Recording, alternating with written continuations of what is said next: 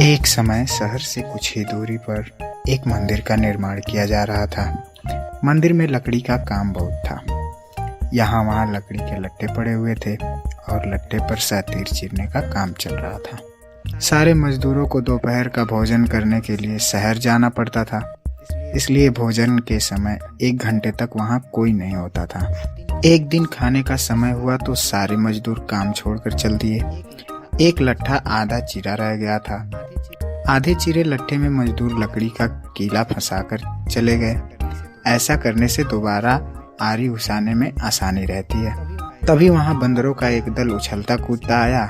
उसमें से एक बंदर शरारती भी था, जो बिना मतलब चीजों से छेड़छाड़ करता रहता था। पंगे लेना उसकी आदत थी। बंदरों के सरदार ने सबको वहां पड़ी चीजों से छेड़छाड़ न करने का आदेश दिया। सारे बंदर पेड़ों की ओर चल दिए, पर वह शैतान बंदर सबकी नजर बचाकर पीछे रह गया और लगा अड़ंगेबाजी करने। उसकी नजर अधचिरे लट्ठे पर पड़ी।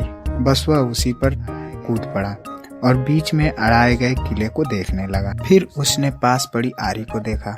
उसे उठाकर लकड़ी पर रगड़ने लगा। उससे किर्र किर्र की आवाज निकलने लगी तो उसने गुस्से में आरी को पटक दी। उन बंदरों की भाषा में किर्र किर्र का अर्थ निकट्टू था। वह दोबारा लट्ठे के बीच फंसे किले को देखने लगा। उसके दिमाग में कौतूहल होने लगा कि इस किले को लट्ठे के बीच से निकाल दिया जाए तो क्या होगा। अब वह किले को पकड़कर उसे बाहर निकालने के लिए जोर आजमाइश करने लगा। लट्ठे के बीच फंसाया गया किला तो 2 पटों के बीच बहुत मजबूती से जकड़ा गया होता है, क्योंकि लट्ठे के 2 पार्ट बहुत मजबूत स्प्रिंग वाले क्लिप की तरह उसे दबाए रहते हैं। बंदर खूब जोर लगाकर उसे हिलाने की कोशिश करने लगा। वह जोर जोर से खों खों करता किला सरकाने लगा। इसी धीमा मस्ती के बीच बंदर की पूंछ पाटों के बीच में आ गई, जिसका उसे पता भी नहीं लगा। उसने उत्साहित होकर एक जोरदार झटका मारा और जैसे ही किला बाहर खींचा, लट्ठे के 2 चिरे भाग फटाक से क्लिप की तरह जुड़ गए और बीच में फंस गई बंदर की पूंछ। बंदर चिल्ला उठा और दर्द से तड़पने लगा।